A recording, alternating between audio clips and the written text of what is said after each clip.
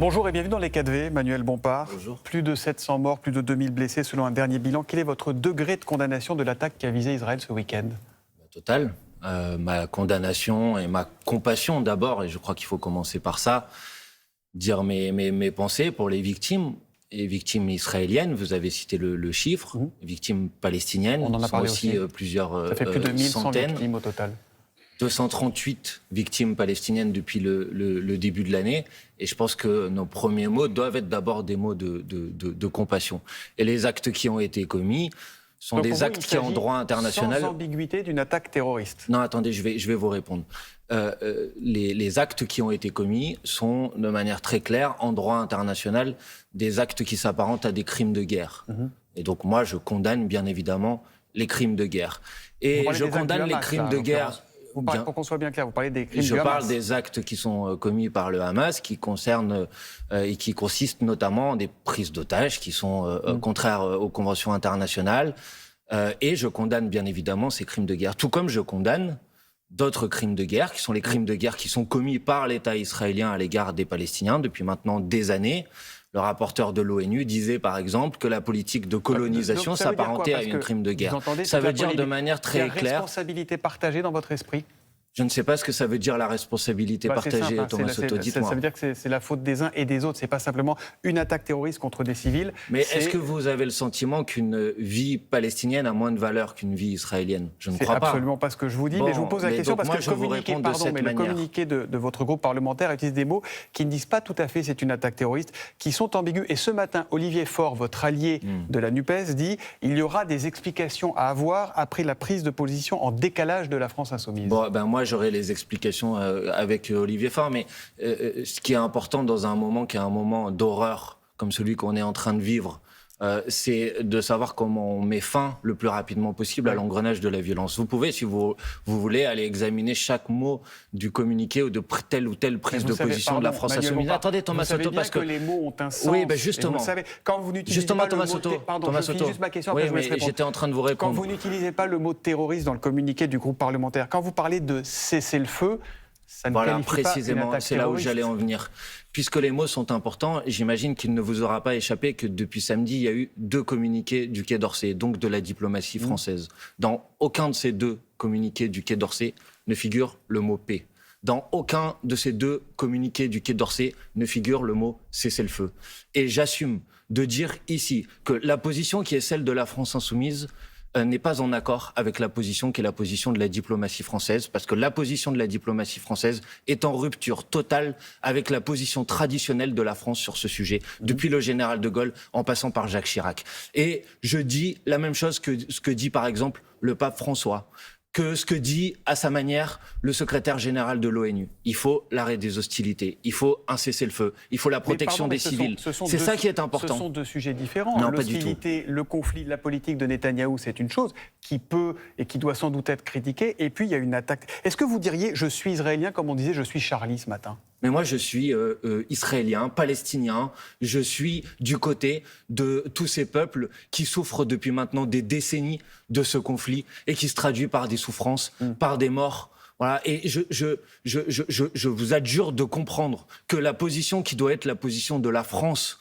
doit être une position qui ne peut pas être alignée sur la position du gouvernement de l'extrême droite israélienne, qui va se traduire par encore plus de morts, encore plus de souffrances. Et donc la position qui doit être celle de la France... Personne depuis samedi, moi je n'ai entendu personne en tout cas, soutenir la politique de Benyamin Netanyahou, c'est 2 choses différentes. Mais Thomas Soto, ça ne vous pose pas... Vous avez entendu quelqu'un dire il faut soutenir Netanyahou? Moi, je prends la position de la diplomatie française telle qu'elle l'est, sur la base des 2 communiqués qui ont été publiés par la diplomatie française, et aucun de ces 2 communiqués ne dit il faut la paix. Aucun de ces 2 communiqués ne dit il faut un cessez-le-feu. Et donc oui, je considère qu'en prenant cette position, la diplomatie française est en rupture totale avec la position traditionnelle de la France et s'aligne sur les positions du gouvernement de l'extrême droite israélienne. Les combattants du Hamas qui sont en ce moment en train de se battre, notamment à la frontière entre Israël et Gaza ce matin, sont des combattants en guerre.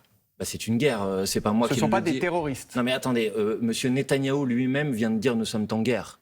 Donc bien évidemment qu'on est dans une guerre. Donc ce ne sont pas des terroristes, ce sont des guerriers. Mais vous pouvez considérer que des actes qui sont des actes de crimes de guerre peuvent prendre le qualificatif de terroriste. Moi, je n'ai pas de problème avec ça. Quand on va dans une rave party, qu'on descend en LM et qu'on shoot des jeunes, mais je crois que je vous ai répondu clairement, Thomas Soto. C'est très simple, en droit international, ça s'appelle des crimes de guerre. Oui. Donc je suis indigné par ces actes, bien évidemment, mais je suis aussi indigné, et j'aimerais que tout le monde le soit de la même manière que moi, par les actes qui ont été commis depuis maintenant des années par notamment l'armée israélienne à l'égard de la population palestinienne. Et je pense qu'une position raisonnable, c'est une position qui ne trie pas entre les crimes de guerre et qui les condamne tous. C'est ce que je fais ce matin. En tout cas, la réaction de votre famille politique, et particulièrement celle de Jean-Luc Mélenchon, ont fait réagir la Première ministre Elisabeth Borne hier. On l'écoute.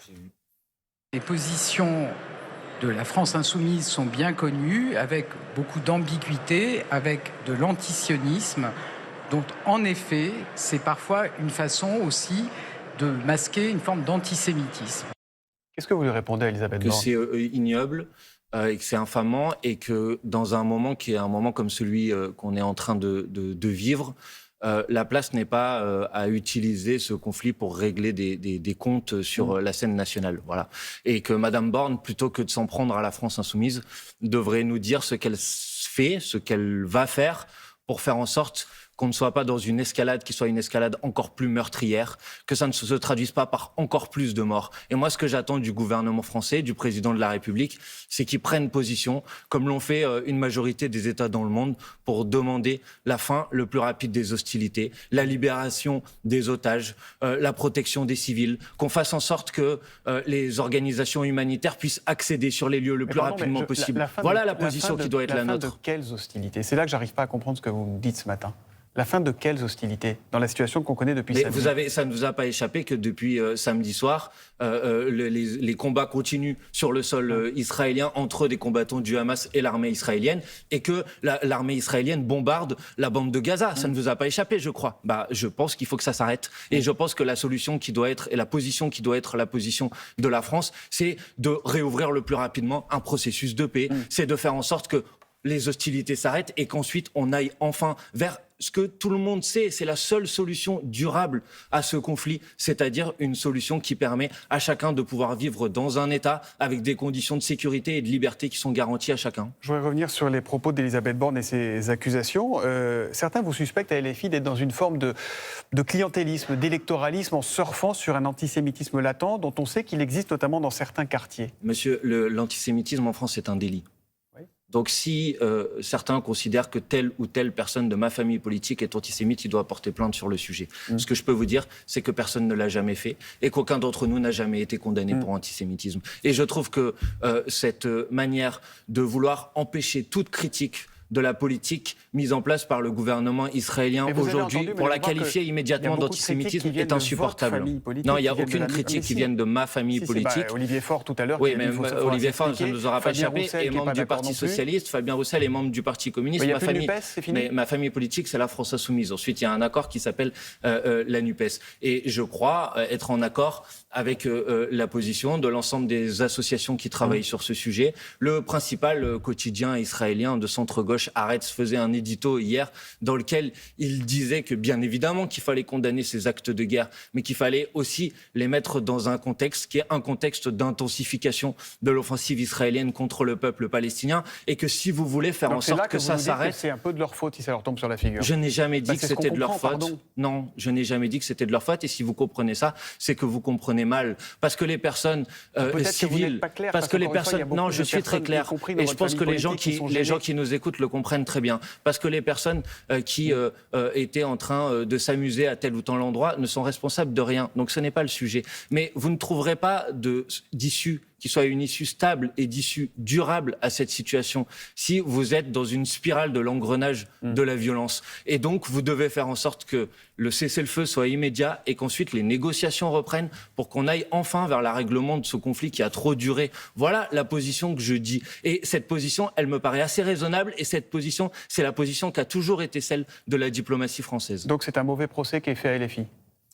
Oui, c'est un mauvais procès, mais c'est plus qu'un mauvais procès. C'est sans doute une manière pour le gouvernement de s'exonérer de ses propres responsabilités dans cette période. Ça fait depuis maintenant 16 ans qu'il y a un blocus à Gaza. Ça fait depuis des années que nous sommes un certain nombre à alerter sur cette situation. Le secrétaire général de l'ONU disait au mois de juin que face à la colonisation, s'il n'y avait pas de réaction de la communauté internationale, ça se traduirait par encore plus de violence. Et le gouvernement français ne fait rien. Je suis allé voir Emmanuel Macron quand il nous a invités à venir le rencontrer à la fin du mois d'août à Saint-Denis. À cette occasion, nous avons eu un échange sur la situation internationale. Je lui ai dit, et je n'étais pas le seul autour de la table, je lui ai dit, attention, nous avons une inquiétude sur la situation au Proche-Orient et nous craignons que ce conflit s'embrase à nouveau. Il ne nous a pas répondu. Il ne prend aucune initiative sur le sujet. Donc plutôt que de venir chercher des noises et des polémiques à la France insoumise, il devrait enfin se mettre au travail sur cette question. Le PS, eu égard à l'immense émotion, je lis, et tout en rappelant que la politique de Netanyahou peut et doit être critiquée, appelle à participer aujourd'hui au rassemblement de solidarité avec les Israéliens. Est-ce que vous y serez, vous aussi ? Mais moi, je participerai à toutes les initiatives de solidarité qui portent dans les mots d'ordre et dans les revendications l'arrêt des hostilités, le cessez-le-feu. Je ne crois pas qu'il y ait cette revendication dans l'appel à se rassembler. Mais toutes les initiatives de solidarité avec la population israélienne et la population palestinienne victime de ce conflit, toutes les initiatives qui demandent la paix, toutes les initiatives qui demandent le cessez-le-feu, elles auront mon soutien et j'y participerai. Qu'est-ce que vous dites quand en France, en 2023, on en vient à devoir protéger les lieux de culte et les écoles israéliennes ? Que c'est inacceptable. Mais ça ne vous aura peut-être pas échappé que malheureusement on doit aussi protéger d'autres lieux de culte. Donc je pense et j'attire l'attention de l'ensemble de la population française pour leur dire que la France, elle doit avoir une parole qui est une parole de paix et elle doit avoir une parole qui défend une solution qui permet aux Israéliens de vivre en sécurité et en liberté, aux Palestiniens de vivre en sécurité et en liberté, et c'est la seule position qui permet de regrouper l'ensemble de la population. La position oui mais. Merci beaucoup, non, Thomas Soto, c'est pas une position oui, mais je vous permets pas à la fin de l'interview comme ça d'essayer de le résumer en mettant les sous-titres que vous avez envie. Ma position, elle est très claire et je n'ai jamais dit oui mais.